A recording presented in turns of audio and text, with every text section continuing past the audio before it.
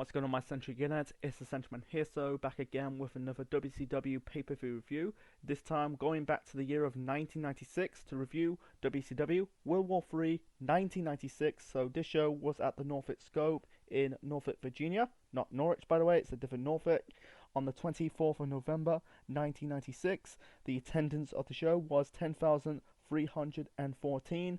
World War 3 96 received about 200,000 pay-per-view buys, a massive upgrade than the first World War 3 show from the previous year in 1995. World War 3 95 received about 90,000 pay-per-view buys, night and day. One got like a shit buy rate, and the other got like a good buy rate. The commentators for the show are Tony Schiavone, Bobby the Brain Heenan, and the American Dream, Dusty Rhodes. So the gimmick of World War 3 throughout the pay-per-views between 95 and 98, it's a 60-man free-ring battle royal. Winner gets a shot at the WCW World Heavyweight Championship. And watching, because years ago I reviewed the first show, now I'm reviewing the second show. I don't like the concept. I'll get to why I don't like the concept when I review the Battle Royal. So, 1996 for WCW was an all-time high, the start of the boom period because of the NWO and the Cruiserweight division.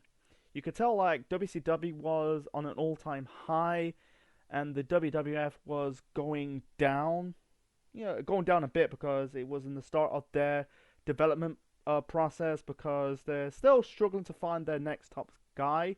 Yeah, you got like Shawn, but they at this moment in time they starting to give up Shawn as the top guy, and it's just like, yeah, they're still struggling, and yeah, years later they end up like recovered, but at the time between 93 to 1996, and you could say a little bit in 97, they're still struggling to find like the next top guy for the company. It's still in that dark time for the Federation. But in WCW, it's starting to be in the all-time high because the buy rates are starting to go up. Nitros, Reigns is starting to go up because of the NWO. Anyway, and speaking of the NWO, Eric Bischoff is now the leader of that group. That was, I think it was a week after Halloween Havoc. He's confirmed that he was the leader of the NWO and also the president of WCW in kayfabe. Anyway, so let's talk about one segment before we get to the actual matches on the show. So we got this segment between Piper, Bischoff, and Hogan. This is leading up to the match of the century that will be at the following month's pay-per-view of Starrcade. I'll review that show in the future. Anyway, so sometimes I don't like segments on pay-per-views because it doesn't really serve a purpose, because it just came off like a segment you probably see on a weekly wrestling show. Like, this segment belonged on Nitro, but not on your pay-per-view at the time. You're spending a lot of money. Anyway, so Piper is basically bashing Bischoff, calling like a has-been, a wannabe, never have been. And he kind of confront Virgil or Vincent at the time, because I used to help you fight. Because going back to Vincent slash Virgil's rivalry with Ted DiBiase in the World Wrestling Federation in 1991. So he said like he doesn't want his match against Hogan in a DQ or a count out or a walk away. He wants like a fight of the century. I try to keep it short and simple. Anyway, and he said to Bischoff, I spent 28 years in the business, don't have my hair like print, and I don't have my nails done. He's basically bashing Bischoff, because at the time Bischoff was still fresh as a heel. I think that was the right call, because Bischoff was better off as a heel. He plays the character pretty damn well if you follow his career in WCW, in WWE, and you could say in years later in TNA. Anyway, so he informed Piper that Hogan's not going to show up, but Hogan did show up, and he said like he dealt guys with are no more contenders, equals, match his speed, he said to Piper, you used to be my equal, but you can't get the job done. Basically referring to their rivalry back in the World Wrestling Federation in the 80s. And he made Piper showed his hip, because at the time I think Piper suffered like a hip injury. I think it was a hip replacement surgery he had, and Hogan made Piper to show his scar.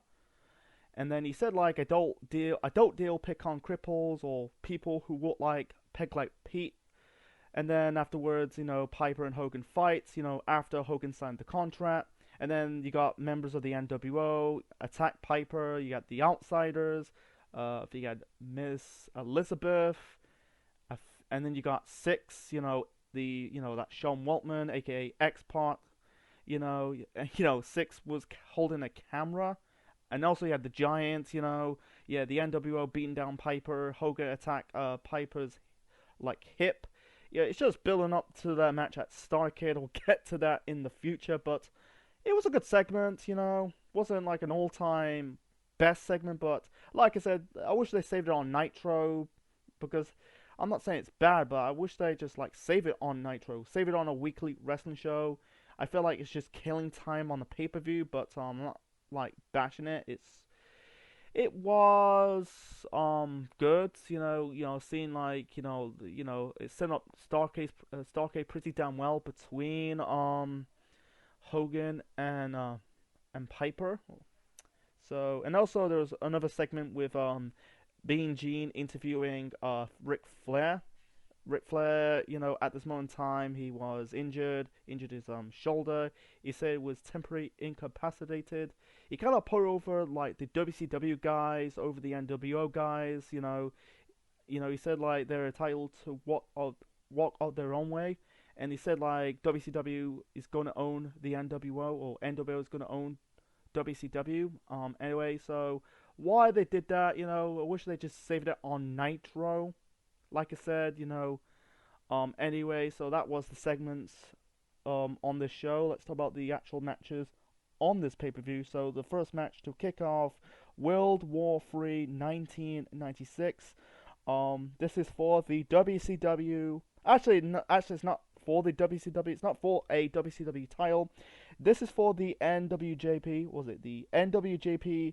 Or actually, it's the J Crown Championship. It's part of New Japan Pro Wrestling, so you can call it I call it the NWJP Crown Championship. You had the Ultima or the Ultimo Dragon. I call him the Ultimate Dragon. So we had the Ultimate Dragon with Sonny Ono in the corner of the Ultimate Dragon, defending the J Crown Championship against Rey Mysterio Jr. So this was, because 1996 was a big time for WCW, because they introduced the guys in the cruiserweight division, that kind of half their weight, half their size of the big guys in WCW. It was a good move, I think it was launched in the summertime, and it kind of boomed ever since. Not ever since, but it boomed since the start of the summer. Anyway, so because I think at this moment in time, Mysterio feud with Dean Malenko over the WCW Cruiserweight Championship. At this moment in time, Sonny Ono introduced his new client, the Ultimate Dragon, the Ultimo Dragon, or the Ultimate Dragon, whatever you call him. In this show, in this match, he was holding multiple championships he won. I don't know what those championships are. Anyway, so the J Crown Championship, you could say it's New Japan's version of the Cruiserweight title. It didn't last long. I think it ended 97. Anyway, the match between Ultima Dragon, the Ultimo Dragon. I'm gonna call him Ultimo Dragon. It's depending who you can call him, Ultimate or Ultimo. Anyway, so the Ultimo Dragon and Rey Mysterio Jr. He ended up ditching the Junior name when he was at WWE. Anyway, so the match between Ultimo Dragon and Rey Mysterio, it was good. this is like a technical style match. It's not like a standard cruiserweight match. You've watched WCW matches at this moment in time in the Monday Night War era. It's like high flying spots. It was a technical style match. Ultimate Dragon stopping Rey Mysterio doing his trademark high flying moves. Rey did hit some high flying moves in this match. Mostly it's just Ultimate Dragon. It was mostly technical style wrestling, match style wrestling. Anyway, like really the whole bulk of the match, Ultimate Dragon had mostly the offense, then Rey Mysterio. So, Sonny Ono did got one offense or interfered once in this match. It didn't hurt it, but it was a really good match between Mysterio and Ultimate Dragon. It's really shame that Ultimate Dragon never like got over in WWE. He debuted in the company like in 2003, didn't do much in the company, and then he left. Ray went on to become cruiserweight champion, tag team champion, and a multiple time world champion in his first run in the company. Anyway, the match was good. I feel like Ultimate Dragon hit like big power moves, onto Rey Mysterio, like a backbreaker. He hit Ray, not one but two Tombstone Power Driver, once in the ring and then on the ground, outside the ring. Try to keep it short and simple. Yeah, Ray did come back with his high flying moves. In the end, I think he was going for like the West Coast pop, but Dragon countered into a power bomb to win this match. And yeah, it was a good match. It didn't really hurt Ray in this match. It really like it because at this moment in time, you can say Ray was kind of like established at this moment in time in the cruiserweight division. He became in like you could say not. You could say one of the big stars in that division at the time. It didn't really hurt him in the long run. He become a multiple time cruiserweight champion until WCW went out of business in 2001, and also I think it was the last cruiserweight tag team champion. That's another story for another time. So anyway, it was a good way to kick off the pay per view. It's just they don't have to do like high flying move to kick off a pay per view match. This cruiserweight match, and it was just technical style wrestling. It's good because you see Dragon hitting big power moves. Like he hit like a tiger bomb, and I think he did like he hit a move off the top rope or like one more of the match. Anyway, so yeah, it was a good opener to kick off the pay per view. After that, the show went, you could say, slightly downhill after the opener between Ultimate Dragon and Rey Mysterio Jr. I forgot to mention this. I'm gonna do a quick result in the dark match. I forgot to mention that. So the only dark match of the show, we had Lapaka defeating, I'm gonna butcher this dude's name, Filano 4. I don't know what minutes they had. Anyway, so the next match of the night, we got Chris Jericho with Teddy Long, future SmackDown GM, holla holla holla player, taking on Nick Patrick. It started at Halloween Havoc the previous month when Nick Patrick, turned heel. This was during Jericho's match with Six. He cost Jericho. He's basically acting heelish, doing the slow count. Every time Jericho was pinning Six. So, and yeah, this is the start of Nick Patrick as this NWO referee. Anyway, so I don't understand why Teddy Long is the manager of Chris Jericho. Because at the time you only have a manager if you're a heel, not a babyface. Anyway, so the build up to this, you had I think Patrick cost Jericho a match against Conan. He got Jericho disqualified when Conan kicked Jericho into Patrick. Anyway, so Long protest on Patrick's action, which led to Patrick's lawyers. Al Sharp reminds everyone that Long used to be a senior referee, and it's true. He used to be a referee in WCW before he became a manager, and he became a referee again when he was debuting in the World Wrestling Federation years later. Anyway, so on the 19th of November 1996 episode of Saturday Night Main Event, it's called. Jericho challenged Patrick to a match at World War III, And the stipulation in this match is Jericho needs to tie his arm one hand. He needs to wrestle one arm. He's got his arm. He has to tie one arm behind his back. That's the stipulation of this match between Jericho and Nick Patrick. Jericho has to wrestle with one arm throughout the whole match. The match between Jericho and Nick Patrick it wasn't a terrible match, but at the same time, wasn't going to be like a 4-star classic. I think it kind of served a purpose. It was 8 minutes long. It wasn't boring. Nick Patrick was being the chicken shit heel. Like Jericho led to a Patrick sucks chance because at the time Nick Patrick, like I said, was part of the NWO.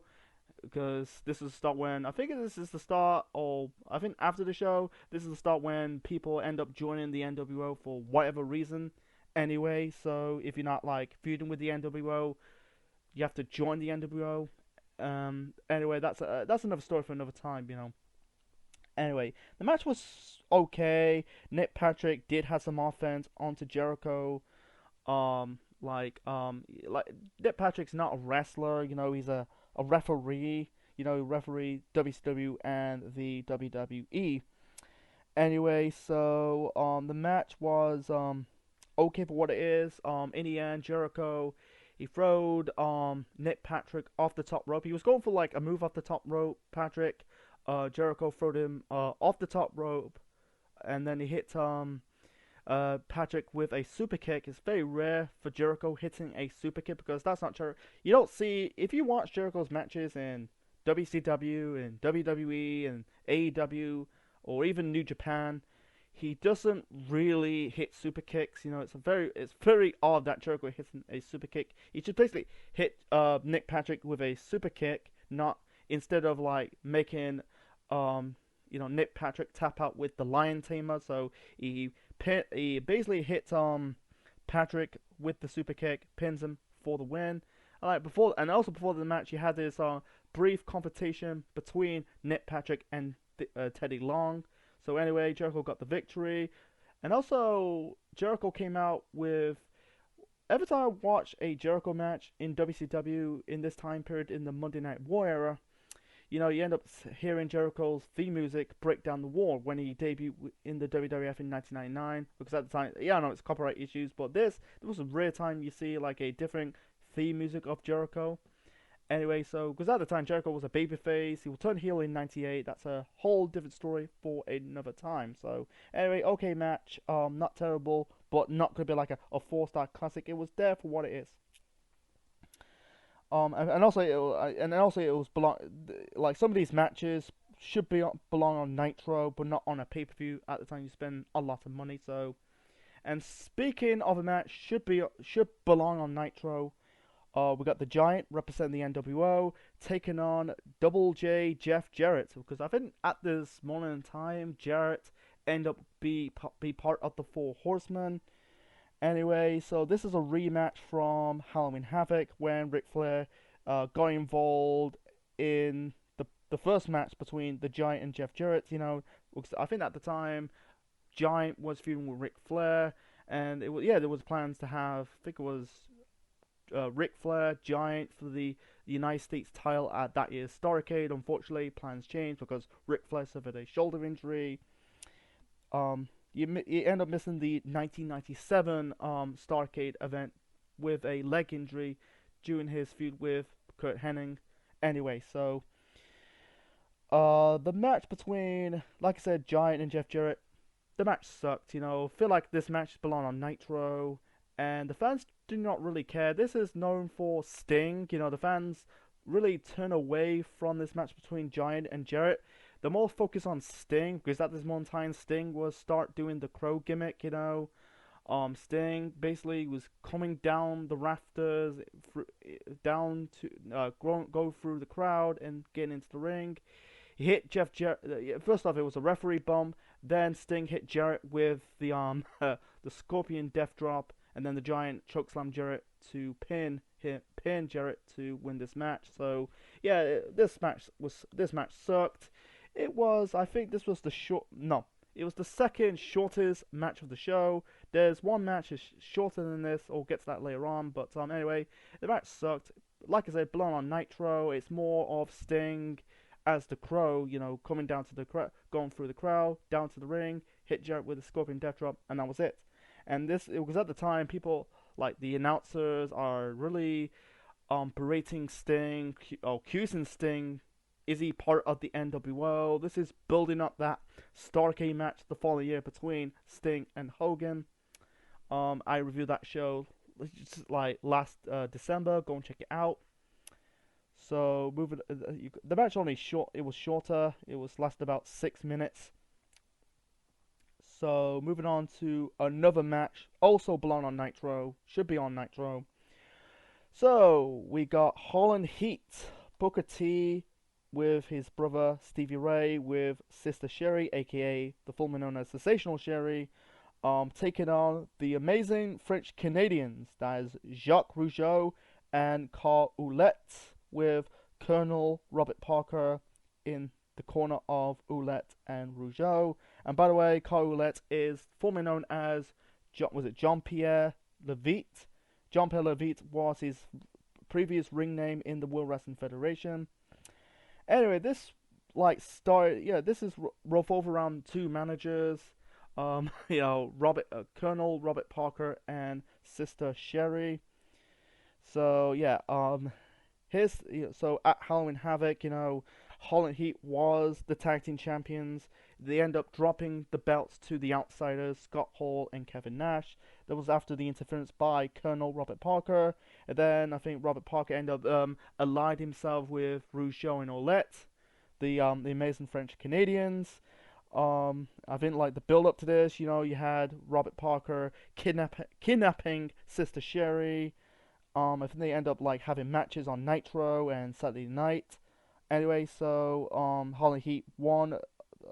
Basically, on the night of November's episode of Saturday Night, the amazing French Canadians defeat Holland Heat via a count out after, like I said, I think Sister Sherry got kidnapped by Colonel Robert Parker, and then the two teams had a rematch on the 11th of November's episode of Nitro. This time was ended in a non-contest after Sherry went after Colonel Robert Parker. Then the following week on Nitro, then the officially aligned himself with Ouellette and Rougeau, and during that match, they against the American males, they laid up a match between Holland Heat and the French Canadians at World War III, the amazing French Canadians. Robert Parker, a adoptive Canadian. This is planting the seeds years later when WCW did the Team Canadian faction. It's Mike Carson, Lance Storm, Eli Skipper he's called. Yeah, they had good old USA Jim Duggan as a Canadian. Yeah, that was stupid. And all of a sudden, Robert Parker used to be this Southerner, this American Southerner. All of a sudden, he's now an adopted French Canadian or Quebecian or Quebecer, whatever you call. I know what Quebec is in Canada. So he's basically an adopted Quebecer. So before the start of this match, you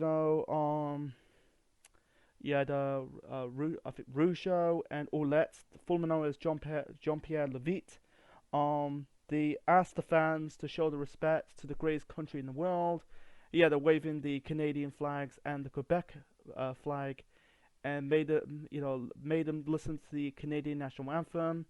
The fans were booing this, I think they were chanting USA. Booker T was sarcastically get the fans. I think he's waving his arms in the air. Basically, I think he's trying to make the fans, boo throughout the whole Canadian national anthem. Sherry said that I think she said it's not good for America.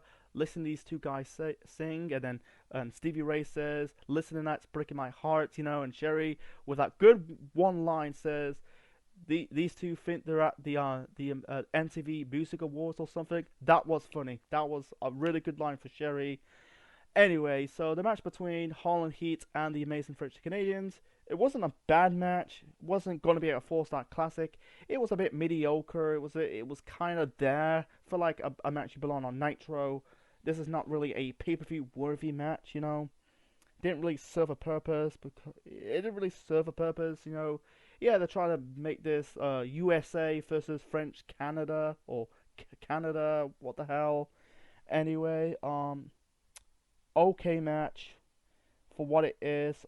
In the end, there was one good spot, you know. The French Canadians, Ouellette and Parker, they kind of like placing like at one table and two steel steps on the top rope. You know, they were set up there. I think they were going for like some a tag team maneuver.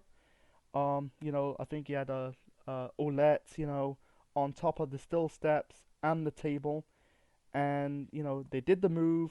I think we was trying to hit on Stevie Ray, but Stevie Ray got out of the way, and I think they hit the Holland Hangover to win this match. So, and then end up to set up this Part 2 match between Sensational or Sister Sherry versus Colonel Robert Parker. Anyway, so it was a short match. You know, it's the shortest match of the night. The match lasted about only 1 minute 30 seconds. You know, this is similar to the Robert Parker versus Medusa match at Uncensored '96 early that year.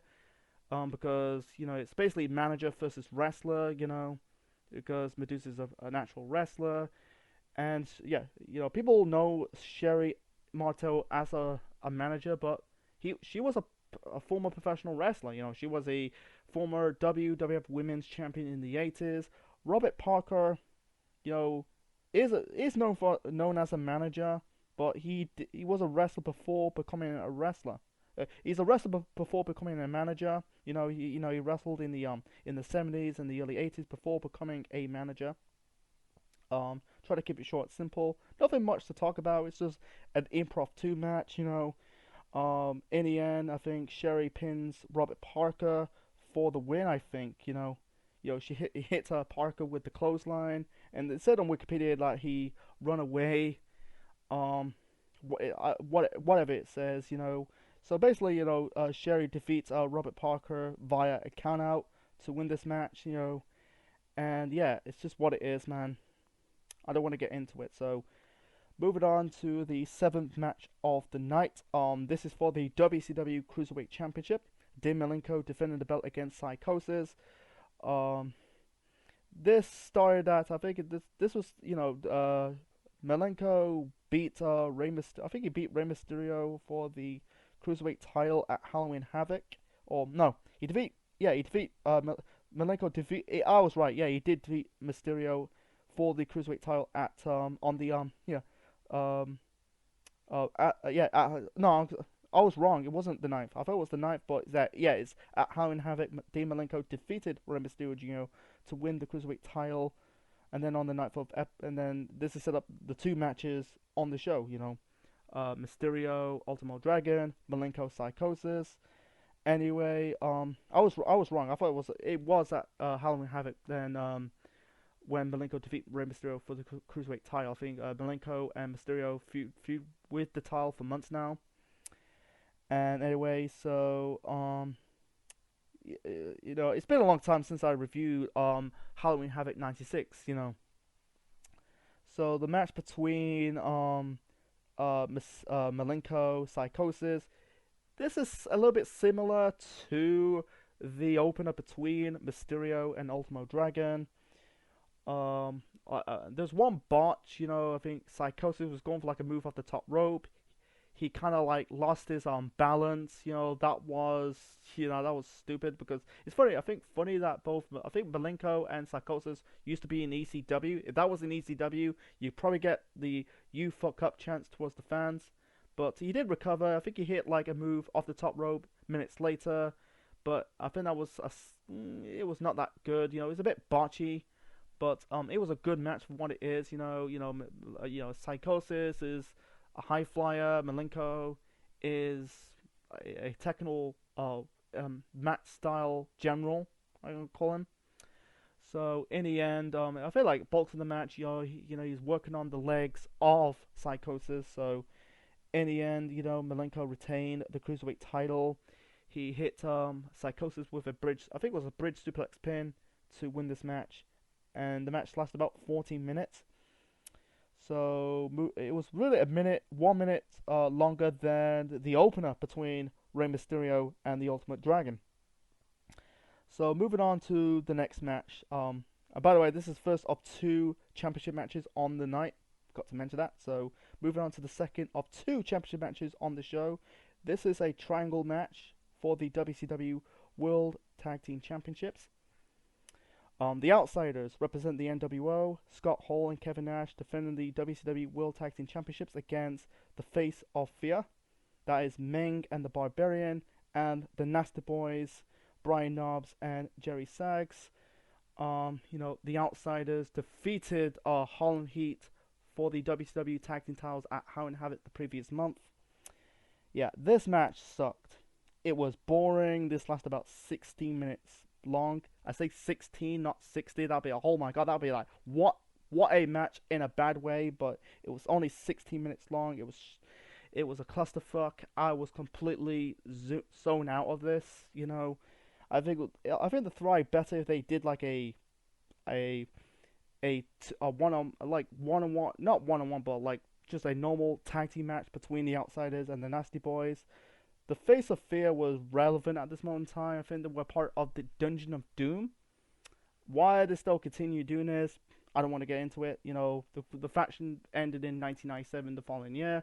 Anyway, it was boring. In the end, I think Hall hit. I think it was one of the Nasty Boys with Jimmy Hart's megaphone. It was Brian Knobbs, by the way, got hit by the megaphone. Attacked by Hall, and Nash hit Knobbs with the Jackknife Powerbomb to win this match and retain the tag team titles. And then the Outsiders went on to beat the Face of Fear at Starrcade the following month. So the Outsiders went on to had a stronger hold with the tag team title belts, until dropping the belts to the Steiners the following year. The Steiners beat the Outsiders at Sold Out the start of the new year. And then the titles, they kind of reversed the decision. And then in October of '97, the Steiners officially beat the Outsiders for the belts. It got me thinking that at this moment in time, between '96 and '97, WCW is starting to have like an established tag team division, because you got like really good, you got really good tag teams like Harlem Heat, the Steiners, the Nasty Boys. I think you had the Blue Bloods. My apologies. It was the WWF was kind of declining a little bit. Not declining, but they really didn't have a good tag team division. I think it was very cheesy with that tag team division. I think the only one relevant tag team at the time was Owen Hart and British Bulldog. And then the Godwins was sucked. You had I think it soon to have the Headbangers. You could tell the tag team division was starting to rebuild a little bit in '97. Like you got guys like you got the LOD and and the New Age Outlaws. That's another story for another time. It went better when they get into the Attitude Era. Like guys like tag teams like the Hardys and Edge and Christian and the APA. Those tag teams. That's another story for another time. So moving on to the main event. The main event, this is the 60-man three-ringed battle royal. It's basically a World War III match. Winner face the WCW World Heavyweight Champion in a future match. I don't want to get into the whole of the 60 competitors. The most notable names. Actually, I'm gonna speak very fast right now. Who's in this battle royal? We got the Enforcer, Arn Anderson. Marcus Alexander Bagwell, the future Buff Bagwell, the Barbarian, Chris Benoit, Big Bubba, that's the former known as Big Boss Man, Jack Boot, that's the guy who ended up training Goldberg to become a pro wrestler, Bobby Eaton, Mike Anus, Galaxy, what's it called? Galaxy, Joe Gomez, Jimmy Graffiti, Johnny Grunge, one half of Public Enemy, Juventud Guerrera, Eddie Guerrero, Scott Hall, Prince Laikia, Ice Train, Mr. JL, that's Jerry Lynn under the mask, Jeff Jarrett, Chris Jericho, Kenny Chaos, Conan, Lex Luger, Dean Malenko, Steve Mungo McMichael, Mang, Rey Mysterio Jr., Hugh Morris, Kevin Nash, Scott Norton, Cole Roulette, DDP, that's short for Diamond Dallas Page, La Parka, Craig the Pitbull Pittman, Jim Powers, former member of the a former Killer Bee, from the WWF days in the 1980s. Robbie Rage, Stevie Ray, one half of Holland Heat, Lord Steven Regal, one half of the Blue Bloods with Bobby Eaton and Dave Taylor. Lost count. The Renegade, Ray. Ray Wilson. Oh, Rick Wilson. My apologies. The Ultimate Warrior knockoff. Scotty Riggs, one half of the American Males. Roadblock. You got the Steiners. Ron Stubb. The Taskmaster. That's Kevin Sullivan. Six. Sean Waltman. Booker T. Squire David Taylor. The Ultimate Dragon. Viviano 4, Michael Wall Street, that's formerly known as IRS, Pez, Watley, and this Thunder Kid, Alex Wright. That's it. I don't like this concept, man. And also, before the start of the match, you had this massive brawl between Benoit and Kevin Sullivan, because at the time, this is the start of this real life and storyline rivalry between Chris Benoit and Kevin Sullivan. This is revolved around Nancy. That's another story for another time. And also this rivalry between the Four Horsemen and the Dungeon of Doom. Why they're still doing this faction in 1996? They should have ended after the Hogan match. The Doomsday Cage match at Uncensored. Anyway, I don't think they got eliminated. They're just brawling, and then you won't see them ever again. It's still the start of the rivalry between Chris Benoit and Kevin Sullivan. I don't like this match. This is the worst match of the night. Here's the one problem of this 3-ringed 60-man battle royal. You miss crucial eliminations. It's just very old, very soon. And I think Bischoff said it it doesn't draw. No shit, it doesn't draw because it's stupid. The gimmick sucked. Battle royals in professional wrestling end up being a hit or miss. It's take it or leave it. I completely zone out of this match. Zone out means I'm completely bored. I do not care about it. It's completely boring. This concept failed, man. I understand why. I'm guessing this is supposed to be their answer to the Royal Rumble. Unfortunately, it failed. So I feel like one more of the match. You had Marcus Alexander Bagwell and Scotty Riggs arguing each other. This is leading up to Marcus Alexander Bagwell turning on Scotty Riggs to join the NWO, and Marcus become Buff Bagwell, and the rest is history. Anyway, and also you had DDP and Eddie Guerrero.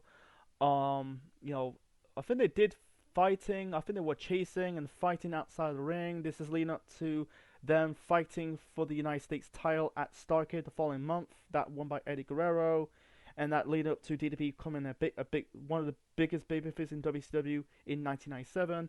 Anyway, the final competitors in this battle royal are, I think you had the Outsiders, Scott Hall, Kevin Nash, the Giant, Six. You had Jeff Jarrett, DDP, Lord Steven Regal. This is Lex Luger, I think. They kind of tease it. This is WCW versus the NWO. It was really the biggest storyline at the time. Anyway, Luger eliminated members of the NWO. I think he eliminated six. It was six, and the Outsiders. In the end, the Giant eliminated Lex Luger and Kevin Nash to win this match and become the future number one contender for the WCW World Heavyweight Championship. And I think people want to see Luger winning it, but the Giant, it plans for the future run, the long run, because this is leading up to planting the seeds of the Giant end up getting kicked out of the NWO, because he ended up facing Hulk Hogan for the WCW World Heavyweight Championship at Sold Out the start of the next year, as this is leading up to Giant get kicked out of the group, feuding with the NWO, and then he ended up getting to be part of the group. I think it was around 1998 until he left the company in late 98 and ended up going to the WWF, and the rest is history. So anyway, don't like this concept. It never going to work. So anyway, my final rating for this show, World War 3, 1996. I give it a 5 out of 10. Wasn't a it wasn't terrible or great. It was barely a thumb in the middle show. I feel like this is a Monday Nitro on a Sunday evening. You know, let's call it a spade a spade. The only two matches worth in the good for me has to be Ultimo Dragon versus Rey Mysterio and Dean Malenko versus Psychosis. The Piper Hogan segment was good, but save it on Nitro.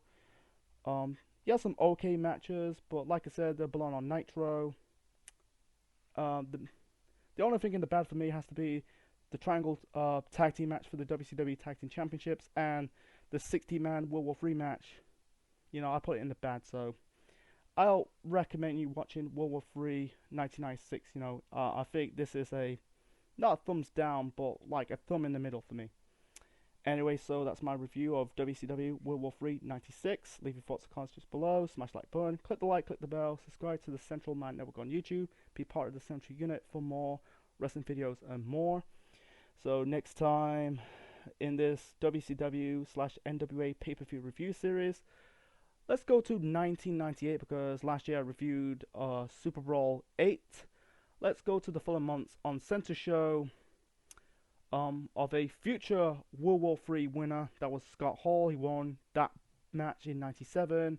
He ended up gonna face. He was supposed to face the world champion at Super Brawl, but unfortunately it never happened. So he ended up facing Sting at Uncensored 1998. You have to wait to find out if that show's good, bad, or something in between. So until then, this is Ascension Man officially signing out.